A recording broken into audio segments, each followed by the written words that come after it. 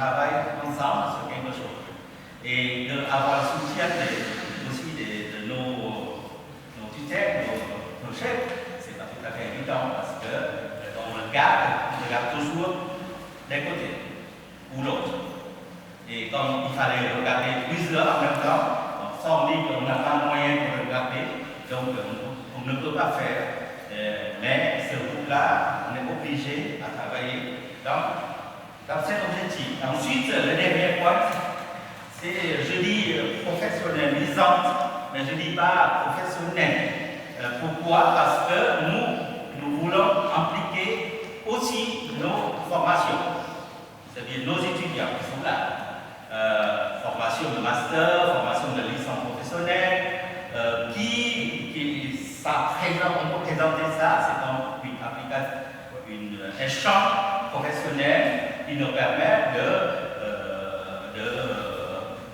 réaliser ce petit projet qui commence. Ça aide aussi pour nous tous.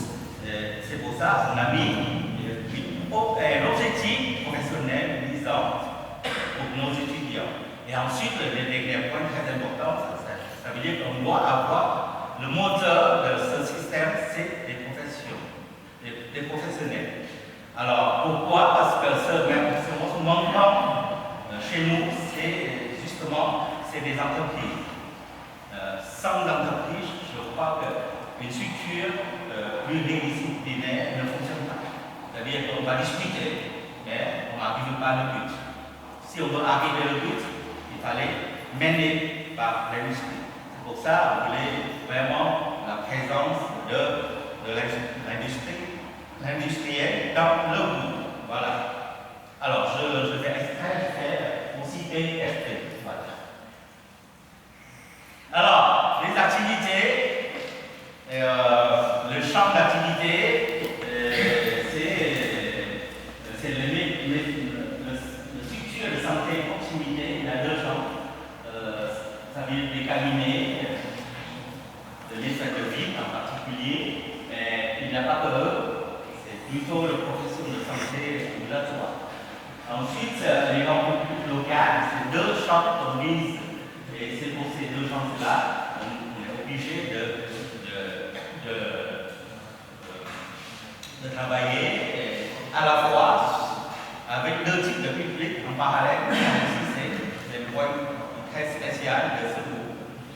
Ensuite, nos axes de travail, les axes le plus important pour nous, c'est prévention. Pourquoi? Parce qu'une personne en bonne santé, ce qu'il veut, c'est la santé doit être présentée. Alors, lui, il a un avion à 16h30. Alors, ensuite, il fallait une qualité de soins, c'est-à-dire augmenter la qualité de soins, surtout dans les centres médicaux de proximité. Ça permet de la personne, s'il peut trouver des soins de qualité à côté, c'est pas la peine d'aller très loin. Voilà. Alors, la qualité de soins ici, on axe plutôt sur la qualité de soins coordonnés. Ça veut dire qu'il y a plusieurs corps et ensuite on fait un parcours de santé, par exemple. C'est dans ce sens-là. Et ensuite, vous avez des problèmes plutôt de côté de santé publique, ça veut dire évaluation des risques de santé personnelle, homologie. Alors, donc, tout ça, c'est des parties qu'on doit étudier. Et la dernière point, c'est l'apport de ça vers l'aménagement du territoire. Donc, comme on peut voir, ces choses-là impactent ça, y compris le tourisme de santé. Alors, les objectifs, d'abord tout, c'est comme aujourd'hui vous avez vu, c'est un lieu d'échange et de discussion. Parce que ça nous permet d'échanger entre les corps qui sont des objectifs qui sont différents, mais là on converse vers une certaine point commun, un certain point commun, et ça nous permet de discuter entre les chercheurs et les chercheurs et l'industrie. Je mets en gros parce que cela, parce que c'est très important, c'est l'industrie. Ils sont actuellement peu, mais je pense que dans l'avenir, ce sera un peu plus. Parce que c'est un domaine qui est assez encore nouveau, je crois que c'est un domaine assez nouveau. Même maintenant, le plus important, c'est développer, c'est l'Amérique. Même en Amérique, ça commence au commencement. Donc, je crois qu'il y a beaucoup de travail qu'on peut créer dans ce secteur et beaucoup d'activités qu'on peut créer dans ce secteur. Alors, ensuite, vous pouvez, on travaille à la fois en deux directions, je vais expliquer un peu plus tout à l'heure. Soit on travaille avec des projets, des programmes de sorte institutionnelle. C'est comme des projets, ce matin, le PIC européen, défini par M. Olivier Guérin, où on travaille un petit projet avec des médecins de quartier, avec de la commune, et remonter, on appelle, des petits projets, et avec nos équipes, qui sont des affaires, c'est un des projets. La dernière point qu'on voulait faire, c'est de diffuser cette l'idée-là à toutes les personnes. Et donc, c'est un objectif qu'on a fait aujourd'hui aussi.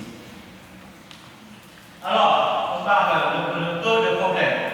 Alors, le peu de problèmes, c'est qu'il fallait qu'on définisse, nous, un thème, des projets. Alors, on a décidé, à nous voir, c'est de partie à partie de usages, en fait.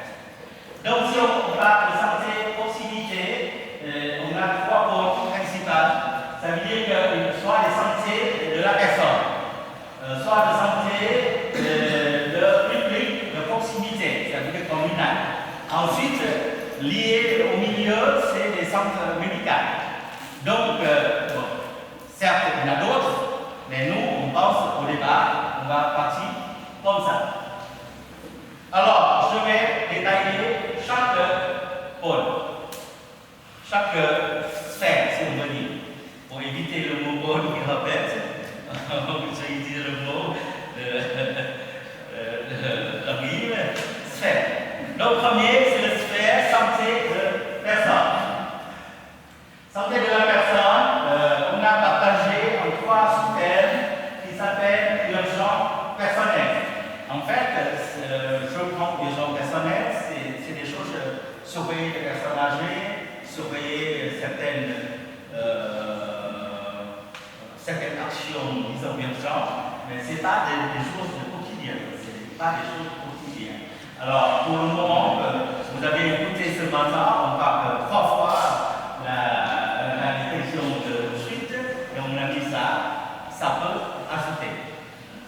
Alors ensuite, ces deux thèmes, nous on a regroupé, on appelle la relation personne et le corps médical. Alors, ça peut être la pharmacie, ça peut être certaines choses.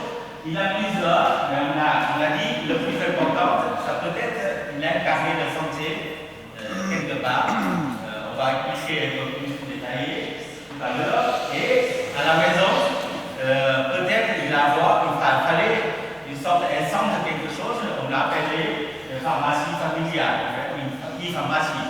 En fait, jusqu'à maintenant, vous voyez, la pharmacie de notre grand-mère, on a un médicament, on laisse 10 ans et on sort, c'est déjà dépassé 10 ans passés. On ne sait pas comment on va utiliser. Et donc, l'idée, c'est de faire de sorte que les médicaments sont gérés de façon intelligente, qu'il n'y a pas ce dépassement. Et ce structure-là peut être utilisé pour le centre de traitement familial, les données familiales. Ensuite, le dernier point, c'est que ce matin, on a parlé beaucoup, c'est réagir coaching. C'est comment on peut supporter la santé de la personne. Il y a plusieurs choses, auto-quantification, dont on a parlé plusieurs fois. Il y a monitoring des habitudes, on a parlé aussi rapidement. Dedans, il y a un multimètre qui fait partie de monitoring ou auto-quantification, comme on le veut. Et ensuite, il y a aussi des jeux seniors, le coaching. On pense pensez que ça c'est le premier thème. Les premiers thèmes que nous pensons qu'on peut développer dans nos projets, c'est cela. Alors, ensuite, le deuxième groupe sphère, c'est le centre médical. En fait, le centre médical, on a parlé ce matin, le cabinet. Le cabinet, il a Cabox, maintenant on change d'endroit, je ne sais pas. Voilà. Et Vébox. Ensuite, vous avez, je dis service standard, mais plutôt des services de métier. Le service de métier, je ne sais pas lequel, bon, c'est à définir. Ensuite, entre cabinet et vous avez les patients. Parce que les patients qui sont là, donc il y a l'espace d'attente. Je crois que les étudiants de la licence professionnelle, ils ont étudié. Il y a des jeux informatiques pour les personnes qui viennent, qui peuvent regarder. Il y a des stations d'auto-évaluation qui permettent, qui peuvent mesurer avant de rencontrer le médecin. Il y a un problème de gestion de rendez-vous, vous connaissez tous. Des fois, on vient dans un cabinet, je viens chez Abiote, j'habite à Abiote, et ça, c'est mon médecin traitant. Je viens le voir, j'attends 1 heure. À moins qu'il me voie, il va dire ah oui, bien, mais ça c'est rare. Alors, donc c'est comment on peut gérer cette chose-là que lui il n'a pas de temps, moi je perds moins de temps et tout le monde gagne. Voilà, c'est pour ça qu'il y a des choses très importantes. Et en fait, il y a un problème interprofessionnel. En fait, entre les cabinets, vous avez plusieurs professions. Il fallait qu'on travaille ensemble. Comment alors, la première chose, je pense, c'est le problème de téléconsultation. Si je veux consulter quelqu'un d'autre, comment je peux consulter c'est surtout qu'il est hors de mon corps de métier. Ensuite, il y a le protocole de soins, disons que le protocole, je peux le dire, interprofessionnel. C'est-à-dire que si vous avez un problème, vous pouvez le traiter par plusieurs métiers, hors le métier de santé, comment on peut synchroniser